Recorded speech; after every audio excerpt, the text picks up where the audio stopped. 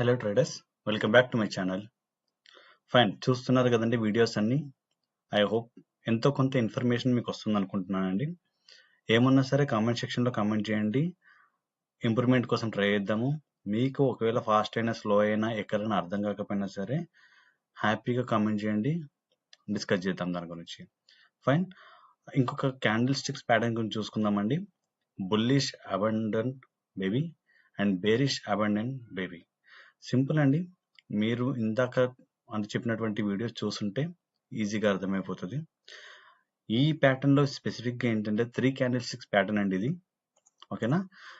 General గా market follow అవుతూ వస్తున్నప్పుడు, ఓకేనా, మీరు ఎప్పుడైతే జనరల్ గా గమనిస్తే మార్కెట్ 950కి ఓపెన్ గా అవగానే కొన్ని సందర్భాల్లో చాలా ఫాస్ట్ గా మూవ్మెంట్ వస్తూ ఉంటుంది, రైట్? ఇంత ఫాస్ట్ మూవ్మెంట్ లోపల నిజంగా ట్రేడింగ్ వచ్చిన వాళ్ళు ఎవరు ఎంట్రీ కారండి మధ్యలో. అర్థమవుతుంది కదా? ఎవరు ప్రొఫెషనల్ ట్రేడర్స్ మధ్యలో ఎంట్రీ కారండి. వాళ్ళకి ఒక రీజన్ కావాలి ఎంట్రీ కావాలంటే. ఎవరైనా సరే ప్రొఫెషనల్ ట్రేడర్ ఎంట్రీ అవుతున్నాడంటే ఒక రీజన్ ఉంటుందండి. ఆ రీజన్ లేని ఎంట్రీ కాడు. ప్రాపర్ స్టాప్ లాస్ మెయింటైన్ చేస్తాడు కాబట్టి ఒక రీజన్ కావాలి. సో ఫాలింగ్ అయ్యే మార్కెట్ లోపల మీరు బుల్లి సైడ్ చూసుకుంటున్నారంటే మీకు ఒక రీజన్ కావాలి. అందుకోసమని ఈ ప్యాటర్న్ ఉపయోగపడుతుందండి. దీంట్లో మీకు 3 క్యాండిల్ స్టిక్స్ ప్యాటర్న్స్ తో ఫామ్ అవుతుంది. 1 2 3. ఎలా ఐడెంటిఫై చేయాలి మరి దీన్ని మనం బుల్లిష్ కోసం యూజ్ చేస్తామండి. బుల్లిష్ కోసం యూజ్ చేస్తాము. ఇది మోస్ట్లీ మీరు ఏమంటారు, డే టైం ఫ్రేమ్ లోనే చూడండి. డే టైం ఫ్రేమ్ లోనే వాడండి. ఇంట్రాడేకి వాడకండి. వాడినా పర్లేదు, కానీ ఎక్స్పర్ట్ అవ్వాలండి. ఎందుకంటే మీరు ఎంత క్విక్గా ఎంట్రీ అవుతారో అంత క్విక్గా బయటికి రావడానికి మీకు ఉండాలన్నమాట. అంత ఫాస్ట్ ఉండాలి మీరు, రైట్? బయర్ కదా, బ్యాంక్ నిఫ్టీ అనేది మామూలుగా ఉండదు కదా, దొలి తీర్చేస్తుంది. సో ఇక్కడ కండిషన్స్ ఏంటంటే క్యాండిల్ నెంబర్ 1 అనేది ఖచ్చితంగా రెడ్ లో ఉండాలి. క్యాండిల్ నెంబర్ 2 అనేది ఎలా ఉన్నా పర్లేదు.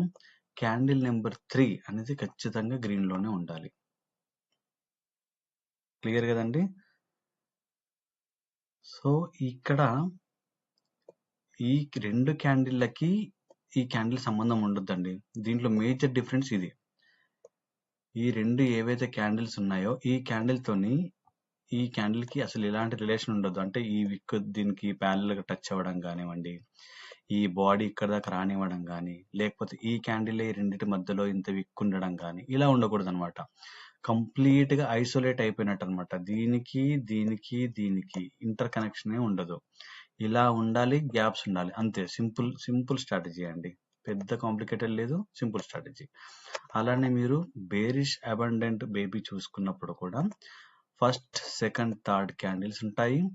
అండ్ ఫస్ట్ సెకండ్ క్యాండిల్ మధ్యలో గ్యాప్, సెకండ్ థర్డ్ మధ్యలో క్యాండిల్ గ్యాప్, ఈ రెండిటికి సంబంధం లేకుండా క్యాండిల్ ఫామ్ అవుతుందండి. చాలా సింపుల్ అండి.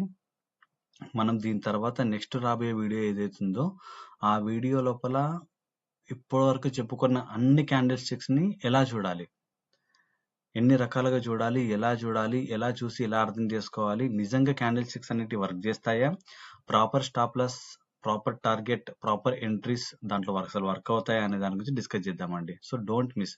మీరు అది చూసిన తర్వాత నెక్స్ట్ అడ్వాన్స్ లెవెల్కి వెళ్తానండి. అప్పుడు మీకు ఇంకా సబ్జెక్ట్ వస్తుంది మార్కెట్లో. నేను ఏ లెవెల్స్ ఎలా వేస్తానో చూస్తారు కదా, ఆ లెవెల్స్ అన్ని చెప్తాను. అండ్ హోప్ వీడియో నచ్చుతున్నాయి అనుకుంటున్నానండి. ఖచ్చితంగా కామెంట్ చేయండి. ఏమైనా ప్రాబ్లం ఉన్నా సరే డిస్కస్ చేద్దాము. లైక్ చేయడం మాత్రం మర్చిపోకండి. అండ్ ఎవరికైనా ఇది యూస్ఫుల్ అనుకుంటే షేర్ చేయండి. ఎవరైనా కొత్తగా చూస్తుంటే మన ఛానల్ని ప్లీజ్ సబ్స్క్రైబ్ చేసుకోవడానికి ట్రై చేయండి sir. Fine, thank you so much అండి.